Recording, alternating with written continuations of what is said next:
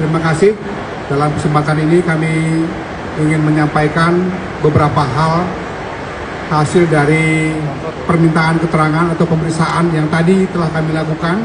Saya, Pak Anam, dan Pak BK tadi memeriksa saudara FS di satu ruang khusus yang dihadiri oleh kami sendiri. Dalam permintaan keterangan atau pemeriksaan tersebut ada beberapa hal yang tadi kami dapatkan.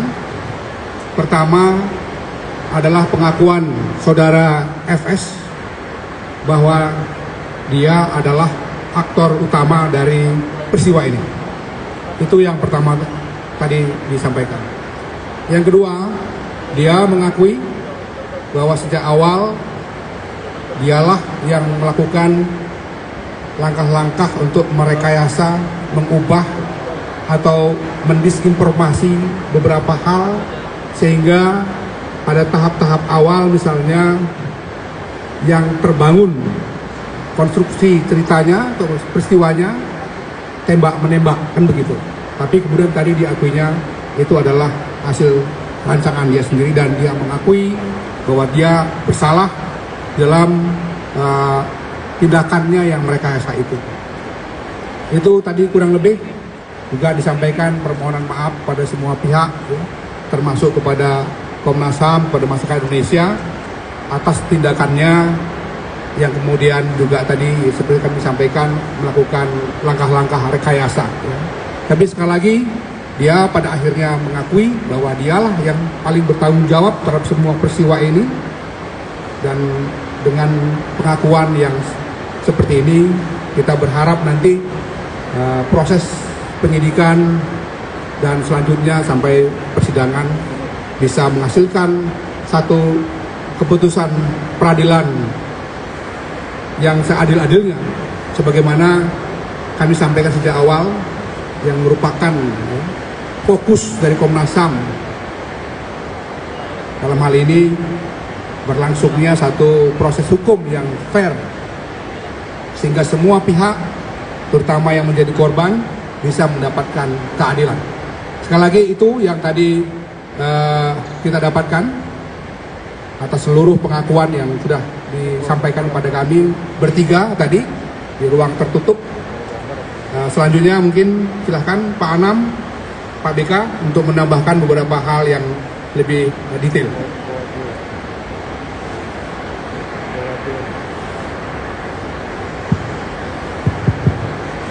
Ya, menambahkan apa yang sudah diberitahu sama Pak Taufan. Yang pertama, karena kita memang melakukan proses pemantauan dan penyelidikan ini, beberapa temuan kami selama proses itu juga kami uji ke Pak Sambo. Yang pertama adalah soal constraint waktu. Jadi soal constraint waktu ini salah satu yang paling penting adalah apakah ketika dia sampai TKP Duren 3 rumah dinas nomor 46 itu Joshua dalam kondisi hidup ataukah sudah meninggal. Dia bilang masih hidup. Yang berikutnya adalah soal apa yang terjadi di Magelang. Ya, beberapa waktu yang lalu memang kami dalami soal ini, khususnya terkait percakapan Joshua sama Vera yang ada ancaman. Nah, tadi juga terkonfirmasi terkait apa dan peristiwa apa yang terjadi di Magelang. Memang ada sebuah peristiwa yang nanti akan kami rekomendasikan kepada penyidik, dan sepertinya penyidik sudah juga melakukan proses pendalaman. Yang berikutnya adalah apa yang terjadi di Sangguling. Jadi kita punya waktu di Sangguling itu ada satu peristiwa yang kalau dalam rekaman video yang kami dapatkan, dalam rekaman raw material yang kami dapatkan lebih dari kurang lebih 1 jam gitu ya, yang kita juga tadi tanyakan apa yang terjadi dalam peristiwa itu. Ternyata memang ada komunikasi ya antara Pak Sambo dengan Bu Sambo, sehingga memang sangat mempengaruhi peristiwa yang ada di TKP 46. Nah, beberapa hal yang juga kami konfirmasi soal obstruction of justice. Jadi tadi yang sudah dibilang oleh Pak Taufan, obstruction of justice memang dia yang mengakui bahwa memang dialah yang menyusun cerita, dialah yang mencoba untuk membuat TKP sedemikian rupa sehingga semua orang juga susah untuk melakukan membuat terang peristiwanya karena memang ada kerusakan di TKP. Jadi ada obstruction of justice.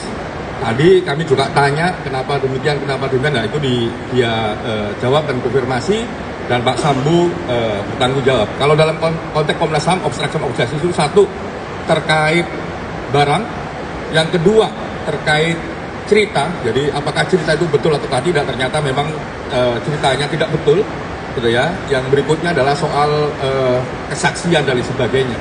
Nah itu kita konfirmasi dan Pak Sambo mengakui bahwa dia yang menjadi orang yang bertanggung jawab untuk membuat cerita itu semua. Nah, yang terakhir yang juga penting bagi Komnas HAM selama proses ini adalah komunikasi. Ya, komunikasi macam-macam di cyber yang kita dapatkan juga kita konfirmasi, yaitu bagian dari obstruction of justice pasca peristiwa.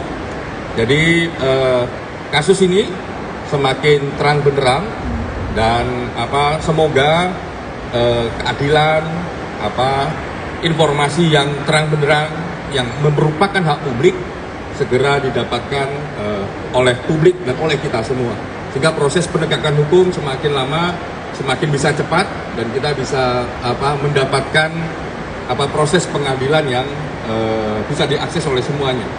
Mungkin itu. Terima kasih. Ya,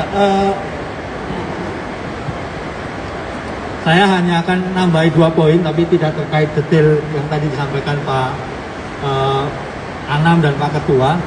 Yang pertama adalah soal rencana permintaan keterangan Baradae.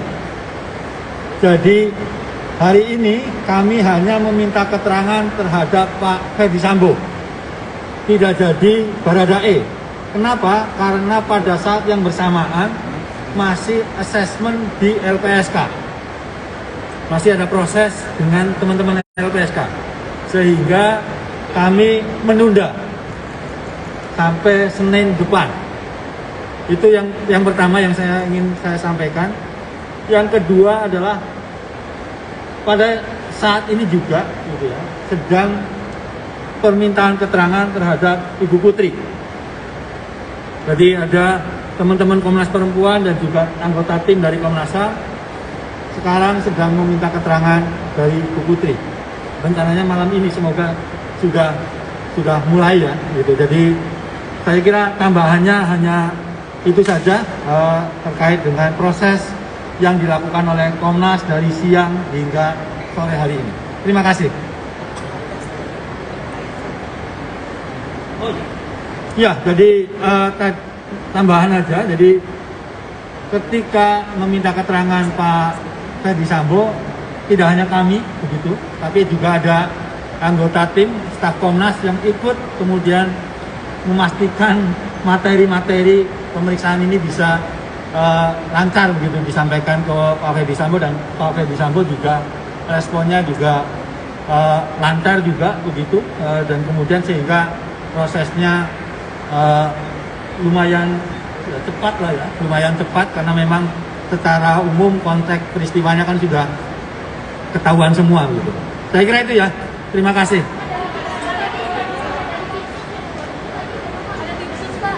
Nah, dalam pemeriksaan hanya kami bertiga dengan tim. Bahwa kita sebagai Komnas HAM ya, sejak awal memang berkoordinasi, pastilah. Ya, kalau nggak mungkin kita bisa juga hadir di sini. Tapi kami pastikan bahwa kami bertiga didampingi 3 orang staf Komnas HAM yang memeriksa saudara FS tanpa didampingi kelompok lain.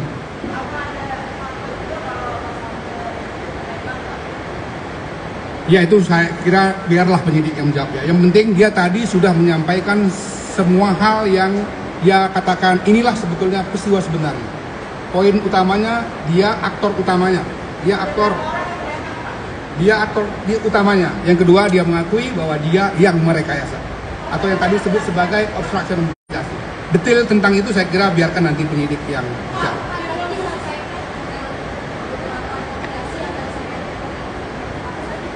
Ya, nanti kurang lebih ini setelah ini kami mesti ada olah TKP, ada pemeriksaan Ibu PC, ada pemeriksaan Baradae. Setelah itu kita akan menyusun laporan.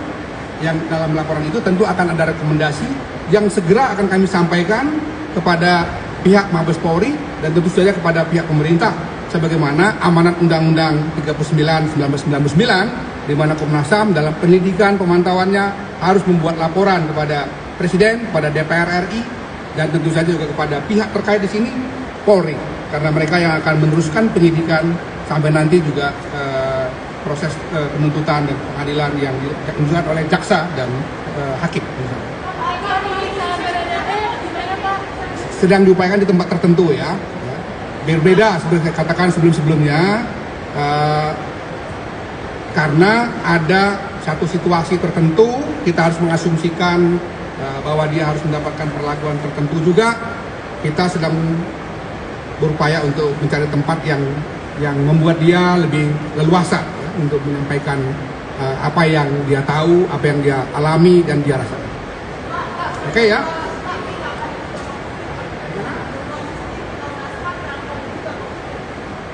Nanti dalam laporan akhir kami akan sampaikan semua. Betul, sebetulnya. Gimana? Oh itu soal Papua, soal damai Papua. Baradae di depan di mana ya Pak? Ya, Pemeriksaan Baradae di depan di sini atau di Barreskrim? Barreskrim kemungkinannya ya. Oke ya, terima kasih.